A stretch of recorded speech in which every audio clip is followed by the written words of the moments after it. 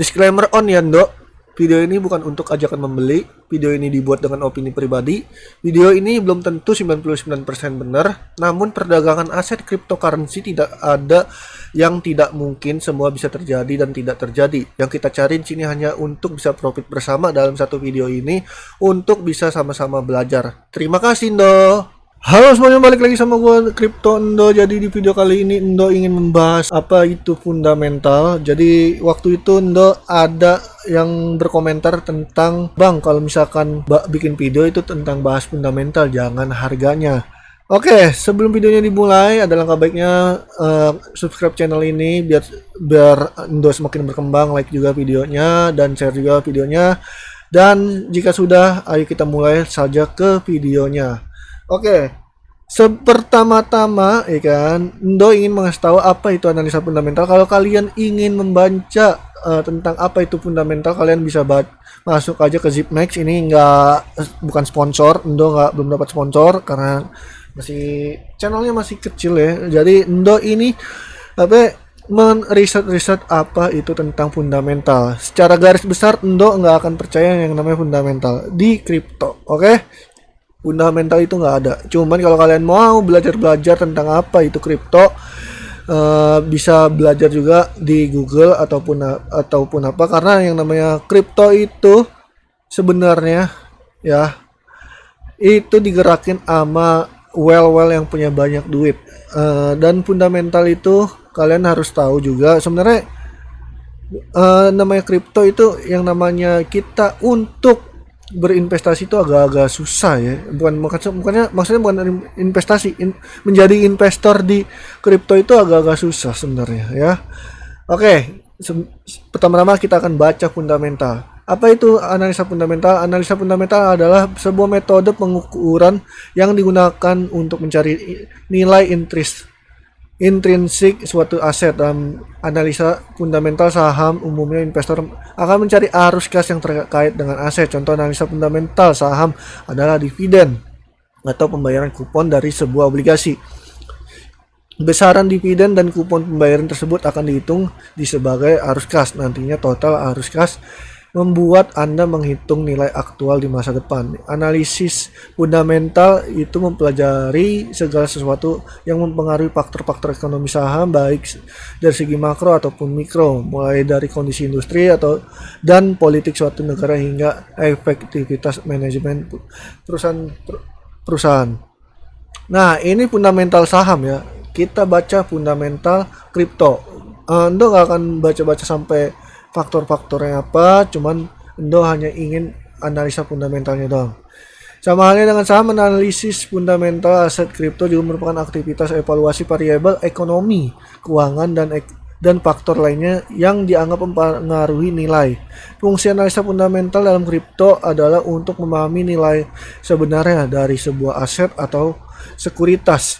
Saat mengevaluasi Bitcoin, investor biasanya akan mengevaluasi aspek kunci dari teknologi yang mendasari kripto, seberapa besar skalanya, kelebihan dan kekurangan tantangan yang dihadapi, dan prediksi mengenai aset tersebut di masa depan yang dapat mempengaruhi nilai mata uang digital. Analisis fundamental memiliki konsep dasar yang perlu Anda pahami, yaitu memahami betul perbedaan antara harga dan nilai. Sebagai investor yang sukses, Warren Buffett pernah berkata, harga adalah yang Anda bayar dan nilai adalah yang Anda dapat. Oke, itu tentang fundamental ya. Ini maksudnya fundamental tentang saham dan kripto. Jadi kalian bisa berpikir apa itu fundamental secara garis besar tentang kripto itu gimana. Oke, ini baru fundamentalnya doang ya. Nah, Endo juga pengen ngasih tahu juga ke kalian nih ya. Wajib nih ya. Wah, ini pokoknya wajib juga, sebenarnya sih wajib banget proyek yang dikembangkan nih ya. Kalian kalau emang mau mencari suatu token, kalian harus cari proyeknya dulu yang dikembangkan.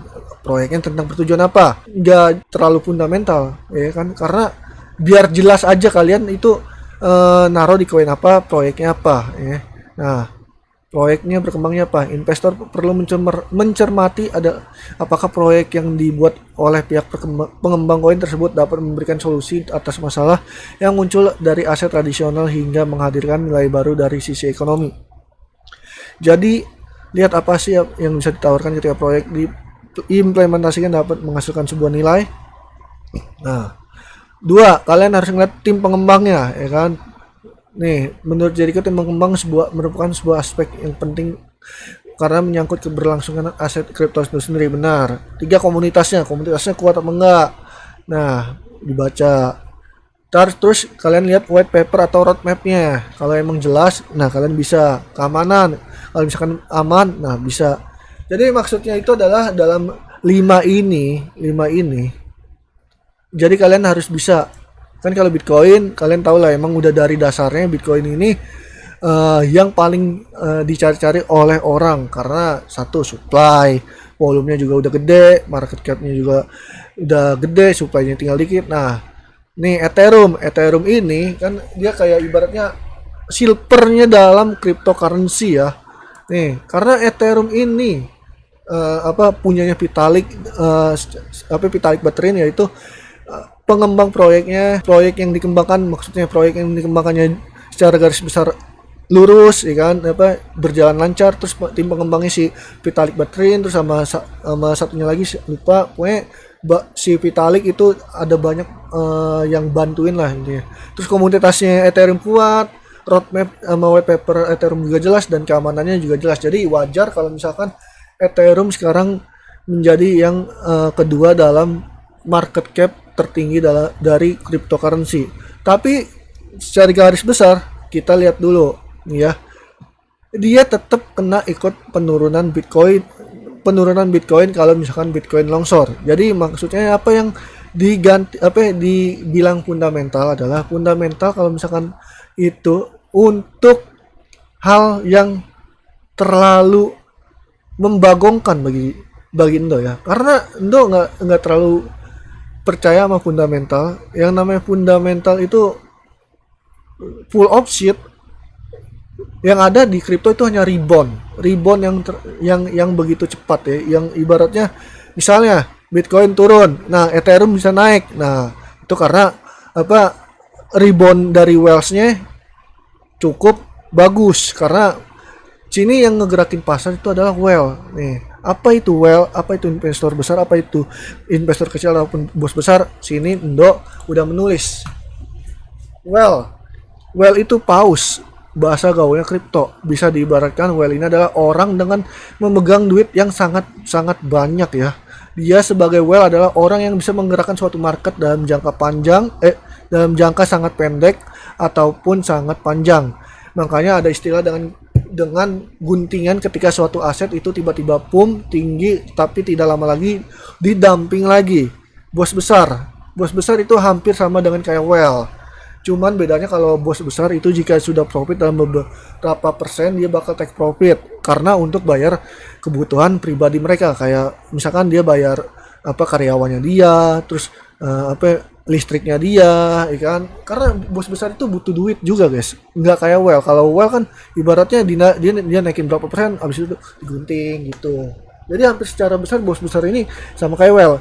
Investor besar. Nah, investor besar adalah orang yang mempunyai duit yang banyak untuk membeli suatu aset jika aset tersebut mengalami tren untuk naik dan mempunyai target untuk di take profit. Nah, investor besar ini artinya adalah dia sebelum masuk dia menganalisa dulu tren ini naik atau turun. Kalau misalkan dia tuh tren itu naik sampai panjang, nah dia bakal naruh aset tersebut dengan dananya dia yang semakin besar gitu. Kayak misalkan sandbox itu tiba-tiba naik karena trennya emang lagi mau naik, karena dia kan masuk ke golongan metaverse. Karena terus udah gitu juga Facebook, karena Facebook ganti nama jadi metaverse, makanya banyak kan investor besar itu langsung naruh dana besar ke sandbox dan Decentraland mana. Makanya itu dia naik tinggi kan. Kayak sekarang Nike, Adidas udah masuk ke metaverse, sandbox dan Decentraland mana. Kayak si Snoop Dogg juga. Nah, investor kecil itu dibagi menjadi 3. Nih, apa saja investor kecil dibagi 3? Ada orang yang invest jangka panjang dan punya target untuk di take profit. Jadi istilah katanya dia investor yang jangka panjang dan punya target untuk di take profit hampir sama kayak investor besar. Cuman dia bisa dibilang dananya cuman seminimalisir dia yang punya, maksudnya dia yang punya dana tersebut ya. Misalkan dana dia ada 100 juta. Nah, cuman dia dianalisis dulu dana tersebut kan. Kalau investor besar kan dananya nggak hanya 100 juta, 1 M ada, ya kan banyak. Jadi ya gitu untuk investor yang kecil dibagi menjadi 3. Ini yang pertama. Nah, yang kedua ada orang yang invest dengan jangka pendek. Jika dia beli murah ketika naik berapa persen lalu dijual. Orang itu juga bisa disebut dengan trader. Jadi dengan dananya dia yang ibaratnya hanya 10 juta, dia ingin mempunyai setiap harinya itu duit, guys. Maksudnya dia makanya itu misalkan harga turun terus ketika naik dia jual. Jadi dia nggak mau terlalu ngikutin FOMO ataupun yang ibaratnya katanya orang-orang ini bakal naik melejit, kagak. Dia ibaratnya trader itu punya pemikirannya sendiri ya. Nah, yang ketiga adalah dan ada orang yang invest dengan tanpa melihat arah tren market tersebut itu naik atau lagi turun, atau bisa disebut dengan istilah FOMO karena kemakan omongan orang di sekitarnya atau manusia online karena suatu saat aset tersebut bakal naik drastis. Nah, itu adalah kita ataupun kalian ya yang invest dengan dana pas-pasan, ya kan, tapi dia nggak, yang baru masuk juga nggak belajar, terus nggak tahu arah trennya naik atau turun, ya kan, terus belinya di pucuk, terus lalu ketika turun dijual, terus ketika udah naik, mau naik nih, terus dia beli lagi, ketika turun dia jual lagi, kayak gitu guys. Jadi investor kecil itu bisa dibagi menjadi 3 ya. Nah, nih istilahnya nih ya, ini Bitcoin ya. Bitcoin ini pakai time frame 1 day ya.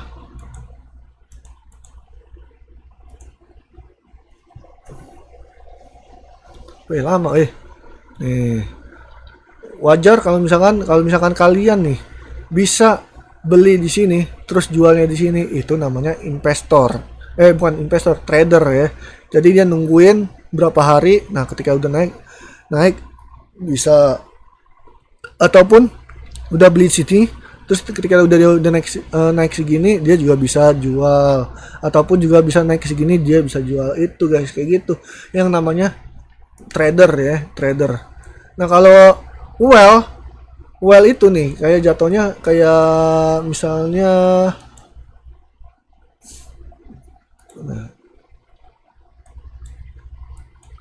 nih kayak well ini kayak gini nih. Misalkan nih di sini nih, misalkan well ini dari grafik 4 jam.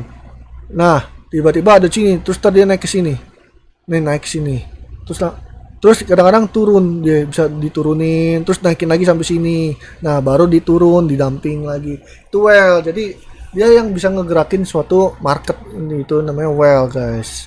Kalau bos besar kadang-kadang dia misalkan turun di sini, dia bisa take profit di sini gitu. Jadi dia bisa bos besar itu bisa ngebaca lah, intinya bukan yang ngebaca, maksudnya lihat arah trennya dulu mau kemana gitu, guys. Nih kayak juga Raca ya, kalau kalian kayak Raca, guys terlalu gimana kalian sama Raca itu. Nih kayak Raca ya, nih Raca dari sini wajar naik karena dia butuh dana, makanya itu diturunin orang-orang banyak yang take profit karena dari sini ke sini aja tuh udah gede, udah naik drastis banget, gila. Wajar naiknya tinggi banget ya, wajar guys. Terus dia turun segini ya alhamdulillah, nggak, ibaratnya nggak nyampe pas segini kan, masih ada berapa persen nih dari sini. Kalau misalkan masih ada kan. Kalau misalkan kalian beli dari sini terus emang mau nungguin naik sampai 1.000 rupiah, ya nggak apa-apa. Yang penting kan kalian masih jauh, belinya di bawah ya kan, terus turunnya masih di sini, ya wajar. Nah, kalau misalkan kalian misalkan udah beli dari awal, terus jualnya di sini. Nah, itu baru pinter. Karena apa? Karena kalian udah dapat duit banyak, take profit. Nah, tinggal nunggu turun. Nah, ketika udah turun baru dibeli. Nah, ketika udah naik lagi baru dijual kayak gitu. Nih kan turun terus ke sini. Nah, naik. Kan kayak gini kan enak. Beli di sini, jual di sini. Nah, udah jual di sini, beli lagi di sini, ya kan? Nah, udah beli, udah nungguin aja di sini. Enak kan? Kayak gitu. Makanya enakan tuh jadi trader, guys. Bukan jadi trader ya. Maksudnya kalau enaknya tuh kalau kalian mau punya duit, makanya targetin kalian mau dapat profit di harga berapa. Jangan tamak, jangan kemakan FOMO intinya. Kripto itu jadi investor tidak mudah loh. Jadi investor itu tidak mudah, guys. Itu benar-benar tidak mudah. Oke, mungkin itu aja sekian yang bisa gue kasih tahu. Intinya bagi gue fundamental itu nggak ada. Kalau misalkan kalau Wells udah take profit, analisa udah nggak karuan deh. Intinya yang jago analisa juga tetap bakal kecele sama Well, karena tetap yang ngegerakin pasar tuh Well, guys. Paus, para bos dan cukong-cukong. Intinya jangan mau kemakan FOMO orang. Intinya kalau misalkan bisa, kalian harus pinter-pinter dan jangan terlalu tamak. Intinya kalau lagi harga udah murah banget nih kan, kayak sekarang nih, maksudnya kayak waktu tanggal 4 Desember ya kan, itu harga udah murah banget. Nah, kalian sekarang udah pada enak tuh, udah pada take profit ya kan. Kalau nggak, kalian emang udah beli harga di sini, kalau emang mau nungguin lagi di atas ya nggak apa-apa. Cuman takutnya nih, gue juga masih takut Bitcoin bisa ke 40-an ya. Cuman ya jaga-jaga aja intinya. Semua tergantung kalian ngambil profitnya dan manajemennya kayak apa. Walaupun sekarang katanya banyak Bitcoin bilang katanya mau ke 100k, cuman harus hati-hati juga, guys. Kadang-kadang bisa longsor juga. Intinya kalau misalnya memang longsor, beli lagi aja di bawah. Oke, jangan nunggu jangan pas beli udah FOMO. Intinya tunggu murah. Kripto itu nggak akan kemana. Intinya sesuai kata motivasi gua, koin itu nggak akan pernah sayang sama diri lu. Oke, sayangnya lu sama koin itu nggak akan sayang sama lu. Dah, itu aja yang bisa gue sampaikan. Semoga kalian masuk apa yang gue bahas. Fundamental itu sebenarnya nggak ada ya. Fundamental itu nggak ada kalau misalkan bagi gue fundamental itu nggak ada ya, guys ya. Intinya yang ada cuan aja dari profit, udah gitu aja. Kripto itu semua penuh dengan penyesalan. Kalau misalkan nih kalian udah beli murah, aset itu naik kenceng, ya kan? Nah, kalian misalkan kayak Sandbox, ya kan, beli di harga 4.000 sampai 7.000. Aset itu naik ke 2 sampai 3 dolar. Nah, ternyata dia naik lagi.